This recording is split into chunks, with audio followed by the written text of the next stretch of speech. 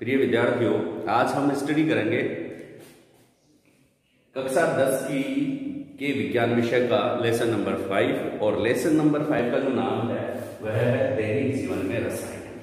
Board की परीक्षा में किस प्रकार से प्रश्न इस पूछे जाते हैं उस पैटर्न को ध्यान में रखते हुए हम इन टॉपिक्स को ध्यान से रीड करेंगे। देखिए, दैनिक जीवन का मतलब होता है कि हम रोजाना अपने घर में कुछ रासायनिक पदार्थों का उपयोग करते हैं।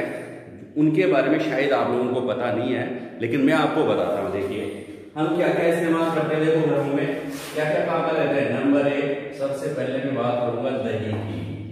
दही अपन काम में लेते हैं नहीं? हाँ। नेक्स्ट, दही के बाद अपन काम में लेते हैं इमली। इमली भी अपन काम में लेते हैं। तीसरी बात क्या है, साबुन भी अपन काम में लेते हैं। और चौथा और एग्जाम्पल अपन बात करेंगे, एक और उदाहरण का। दही काम में लेते हैं, इमली काम में लेते हैं, साबुन काम में लेते हैं, और साबुन के बाद इसमें नमक अपन काम में लेते हैं ना। साबुन, सर्फ वगैरह, डिटर्जेंट वगैरह अपन काम में लेते हैं। तो खूब सारे रासायनिक पदार्थ जो होते हैं, खूब सारे फल फ्रूट्स अपन काम में लेते हैं।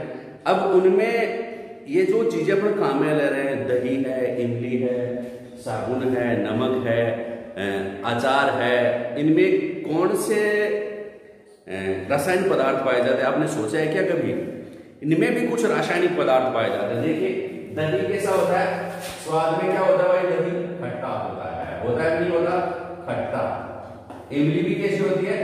इमली खट्टी मीठे बेर, इमली भी खट्टी होती है। साबुन को चख के देखना, थोड़ा कड़वा होता है। और नमक जो होता है वह क्या होता है? लगभग खारा होता है। नमक क्या होता है? खारा होता है। स्वाद में टेस्ट करते हैं तब। आपने सोचा कभी कि ये चीजें कैसी होती है? ये दही जो होता है वो खट्टा क्यों होता है? ठीक है, तो मैं आप लोगों को बता दूं कि इनमें कुछ ना कुछ रासायनिक पदार्थ मिले हुए होता है। कौन कौन से? जो भी खट्टे पदार्थ हैं जो अपन घरों में काम में लाते हैं, उनमें जो रासायनिक पदार्थ मिले हुए होते हैं उनको कहते हैं अम्ल। उनको क्या कहते हैं? अम्ल।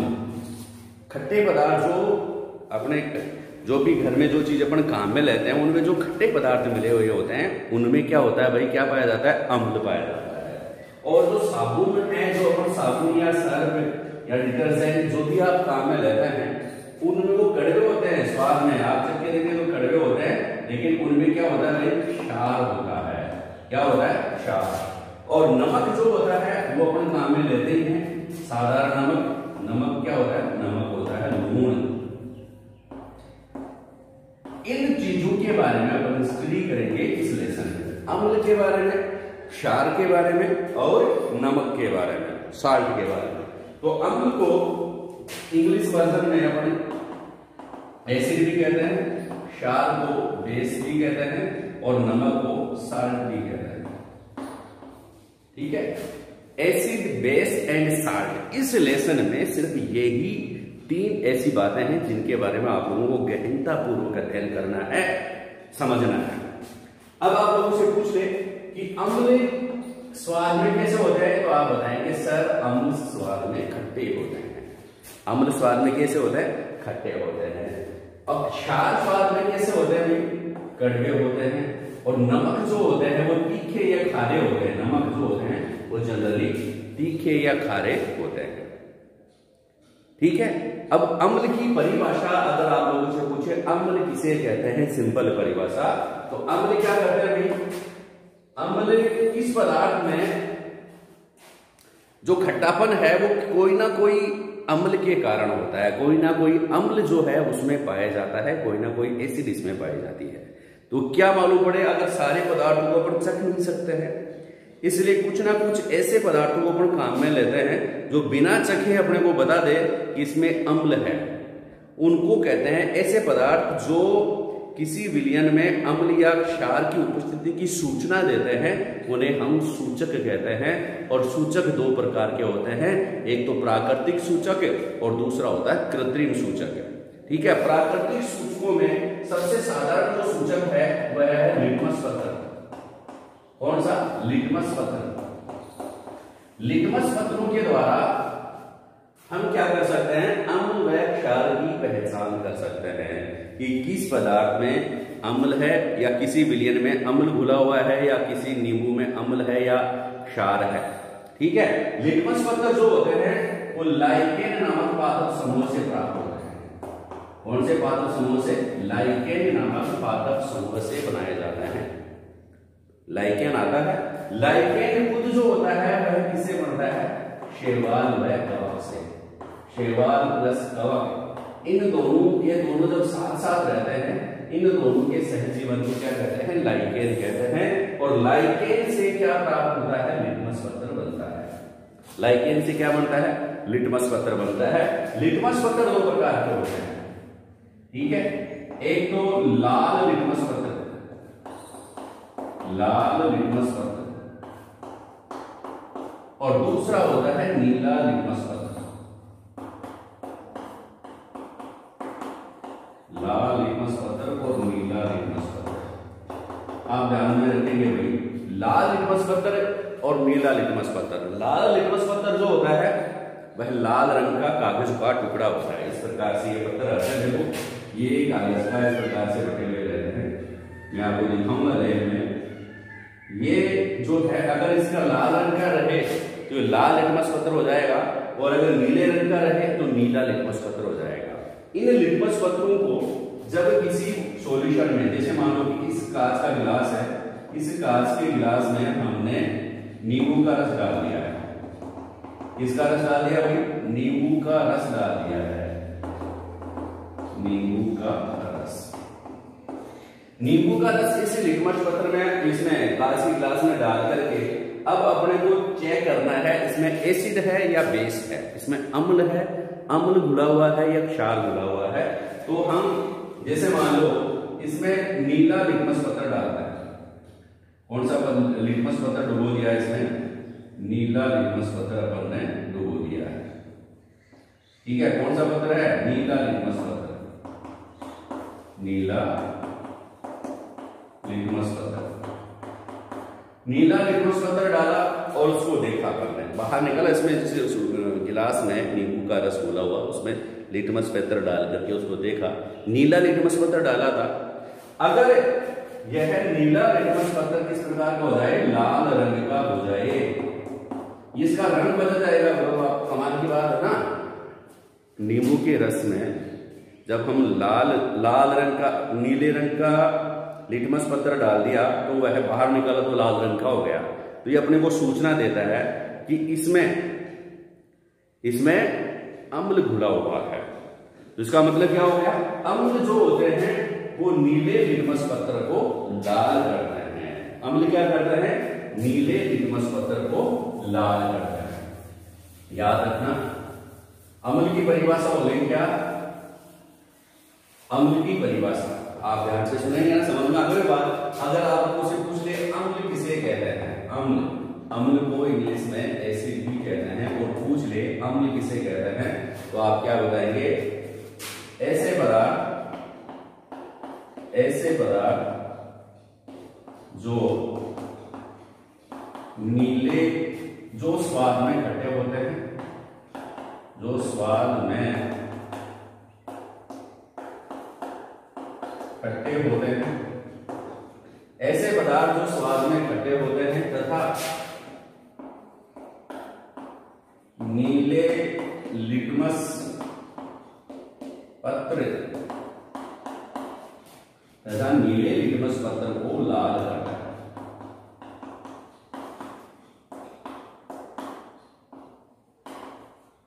उन्हें क्या कहते हैं? अम्ल कहते हैं। ऐसे पदार्थ जो, क्या बोलेंगे? 2-3 बार बोलेंगे ना। ऐसे पदार्थ जो नीले लिटमस पत्र को क्या करते हैं? जो स्वाद में खट्टे होते हैं वह नीले लिटमस पत्र को लाल करते हैं, उन्हें अम्ल कहते हैं। आगे बात समझ में? उन्हें क्या कहते हैं? उन्हें अम्ल कहते हैं।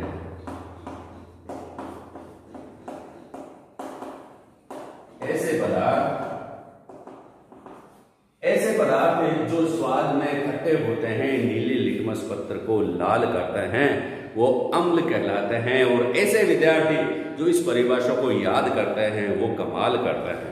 ठीक है, ऐसे पदार्थ जो स्वाद में खट्टे होते हैं। ठीक, अब कई बार एग्जाम में पूछा जाता है कि कौन से पदार्थ में अपन घर में काम में लेते हैं उनमें कौन कौन सा अम्ल पाया जाता है। मालूम तो होना ही चाहिए कि घरों में जो चीज अपन काम में लेते हैं उनमें कौन कौन से अम्ल पाए जाते हैं। थोड़ा सा एग्जाम्पल अपन देखेंगे, अम्लों के उदाहरण अपन देखेंगे। इजी एग्जाम्पल देखिए, ध्यान से देखना, पूछेंगे आप मुझसे। पहला अपन दही से काम में लेते हैं, दूध दही सब खाते हैं। दही में लैक्टिक अम्ल पाया जाता है। दही में कौन सा अम्ल पाया जाता है? लैक्टिक अम्ल। आपको पता है दही में एक जीवाणु भी पाया जाता है। कौन सा जीवाणु पाया जाता है? लैक्टोबैसिलस जीवाणु भी पाया जाता है। लैक्टोबैसिलस जीवाणु। आपको ये ध्यान रखना है फिलहाल की कंडीशन में कि दही में भी छोटे छोटे सूक्ष्म जीव पाए जाते हैं जिनको जीवाणु कहते हैं। और कौन सा जीवाणु पाया जाता है? उस जीवाणु का नाम है लैक्टोबैसिलस। दही में कौन सा अम्ल पाया जाता है? दही में पाया जाता है लैक्टिक अम्ल। दही में कौन सा अम्ल पाया जाता है? लैक्टिक अम्ल पाया जाता है। फिर आप लोगों से पूछे इमली में कौन सा अम्ल पाया जाता है? तो इमली के पेड़ के नीचे अगर बैठोगे तो टाट पे इमली जरूर पड़ेगी। इमली का बूटा टाट पे आके लूटा, तो टाट पे या सिर पे गिरती है इमली टाट पे। टार्टरिक अम्ल, इमली में कौन सा अम्ल पाया जाता है? टार्टरिक अम्ल पाया जाता है। इमली में कौन सा अम्ल पाया जाता है? टार्टरिक अम्ल पाया जाता है। ठीक है, नींबू जब कभी शादी होती है तो नींबू अगर आप लोगों को चाहिए, बहुत सारे नींबू चाहिए, तो पहले साई देनी पड़ती है। नींबू में कौन सा अम्ल पाया जाएगा? साई देनी पड़ती है, तो साइट्रिक अम्ल। नींबू की साई देनी पड़ती है भाई, साइट्रिक एसिड नींबू में पाया जाता है। दही में लैक्टिक अम्ल पाया जाता है। इमली में टार्टरिक अम्ल पाया जाता है। नींबू में साइट्रिक अम्ल पाया जाता है। सिरका जो होता है अचार वगैरह में डालते हैं अपने अचार में, सिरके में एसिटिक अम्ल पाया जाता है। एसिटिक अम्ल पाया जाता है। सिरके में एसिटिक अम्ल पाया जाता है। इसी प्रकार आप देखिए संतरे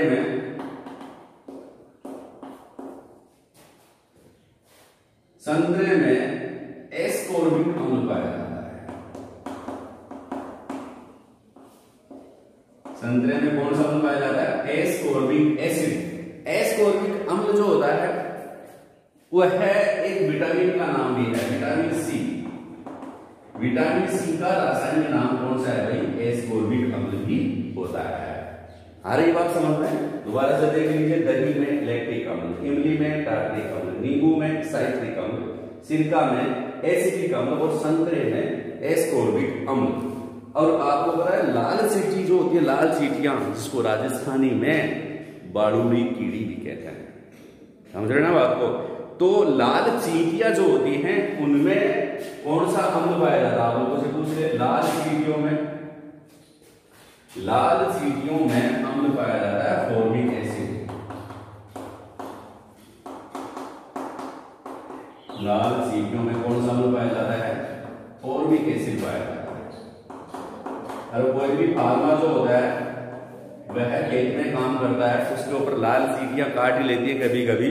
फार्मा को काटने वाली लाल चींटियां जो होती है उसमें फार्मिक एसिड पाया जाता है, या फॉर्मिक एसिड उसको कहेंगे, फॉर्मिक अम्ल पाया जाता है। ठीक है, इमली में टार्टरिक, नींबू में साइट्रिक, सिरका में एसिटिक, संतरे में एस्कोर्बिक अम्ल। संतरे में एस्कोर्बिक अम्ल पाया जाता है। लाल चींटियों में फॉर्मिक अम्ल पाया जाता है। लाल चींटियों का डंक, जो भी डंक जो होता है ना, उनमें कुछ कोई ना कोई एसिड पाया जाता है। जैसे मान लो कि मधुमक्खी वगैरह जो इनके डंक जो होते हैं उनमें मेथेनोइक अम्ल पाया जाता है ना। मधुमक्खियां जो होती है उनके डंक में कौन सा? मेथेनोइक अम्ल।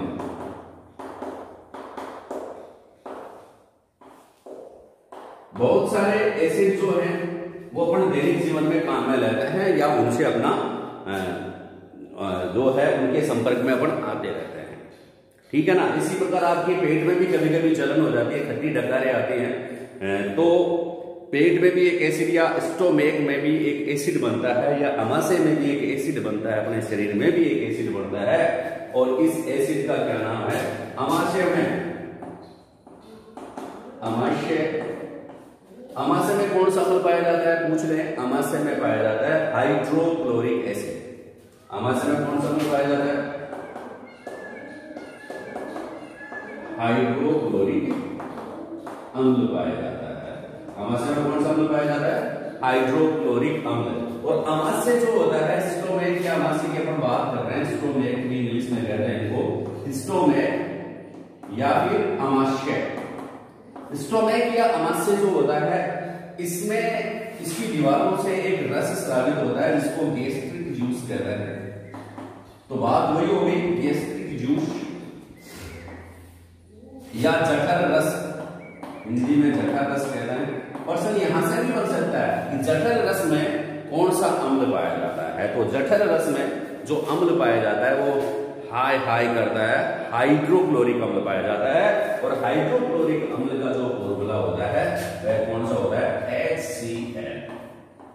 कौन सा है? HCl। तो प्रिय विद्यार्थियों, ये थी अम्ल के बारे में कुछ सामान्य जानकारी। अम्लों के बारे में कुछ सामान्य जानकारी है। चर्चा करेंगे नेक्स्ट पॉइंट पे, अपन बात करेंगे किसकी? क्षारों के बारे में चर्चा करेंगे। क्षार क्या होते हैं देखिए। अम्ल की परिभाषा देख लिया आपने। अम्ल किसे कहेंगे? ऐसे पदार्थ जो स्वाद में खट्टे होते हैं तथा नीले लिटमस पत्थर को लाल करते हैं, उन्हें अम्ल कहते हैं। फिर भी कोई विद्यार्थी के समझ में नहीं आ रही है, याद नहीं हो रहा है, तो अपने अनिल भाई को याद रखना। कौन से भाई साहब को याद रखना है? अनिल भाई साहब को याद रखना है। अनिल भाई साहब आपको याद करवा देंगे कि अम्ल क्या करते हैं। याद कैसे करेंगे? ऐसे तो आप याद रखेंगे अम्ल, ऐसे क्या हो गया? ऐसे अम्ल, और नीचे नीले लिटमस पत्थर को, नीचे मतलब हो गया नीले लिटमस पत्थर को क्या करते हैं? ले से लाल करते हैं, ले से लाल करते हैं। कहने का मतलब आप अनिल भाया क्या कहता है आप लोगों को? ऐसे अम्ल नीचे नीले लिटमस पत्थर को ले से लाल करते हैं। अम्ल जो होते हैं जो नीले लिटमस पत्थर को लाल कर रहे हैं, जिस विलयन में नीला लिटमस पत्थर डुबोया जाए और वह लाल होकर के बाहर निकले, इसका मतलब यह हो गया कि उस विलयन में क्या घुला हुआ है? अम्ल घुला हुआ है। क्यों? क्योंकि अम्ल जो होते हैं वो नीले लिटमस पत्थर को क्या कर देते हैं? लाल कर देते हैं। चर्चा करेंगे अब क्षारों के बारे में, स्टडी करेंगे बेस के बारे में स्टडी करेंगे कि क्षार क्या होते हैं या बेस क्या होता है। देखिए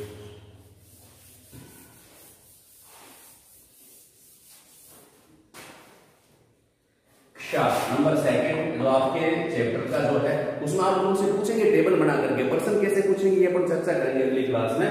तो क्षार जो है उसके बारे में चर्चा करेंगे। क्षार किसे कहेंगे? इंग्लिश में इसको कहते हैं अपन बेस। इंग्लिश में क्या कहेंगे? बेस कहेंगे। इंग्लिश में क्या कहेंगे? बेस कहेंगे। तो बेस क्या करते हैं? बेस जो होते हैं वो क्षार ऐसे पदार्थ जो स्वाद में कड़वे होते हैं, ऐसे पदार्थ जो स्वाद में कड़वे होते हैं। सिंपल परिभाषा पर चर्चा करें, सामान्य परिभाषा की बात कर रहे हैं। कोई भी पूछे तो आप लोग बता सकते हैं ऐसे पदार्थ जो स्वाद में कड़वे होते हैं तथा लाल लिटमस पत्थर को नीला करता है। लाल लिटमस पत्थर को नीला करते हैं।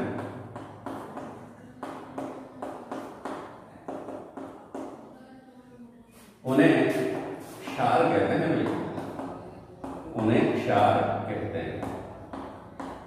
उन्हें क्या कहते हैं? क्षार कहते हैं। उन्हें क्या कहेंगे? क्षार कहते हैं। तो अम्ल जो होते हैं, जैसे मान लो कि साबुन जो है, जैसे पोटेशियम हाइड्रोक्साइड साबुन, साबुन क्या है? क्षार है। साबुन, तो सोडियम हाइड्रोक्साइड जो होते हैं वो और पोटेशियम हाइड्रोक्साइड जो होते हैं ये साबुन कहलाते हैं, KOH। ठीक है, सोडियम हाइड्रोक्साइड उदाहरण देंगे शाहरुख का, सोडियम हाइड्रोक्साइड साबुन अपने घर में कहां पे रहता है, तो सोडियम हाइड्रोक्साइड, पोटेशियम हाइड्रोक्साइड,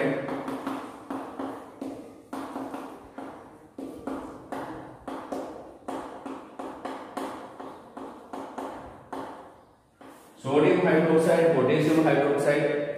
ठीक है, इसके अलावा और देखिए उदाहरण क्या होंगे, NH4OH, ammonium hydroxide, ammonium hydroxide. ठीक है, और देख लीजिए एग्जांपल बहुत सारे हैं, कैल्शियम हाइड्रोक्साइड CaOH, ये कैल्शियम हाइड्रोक्साइड, कैल्शियम।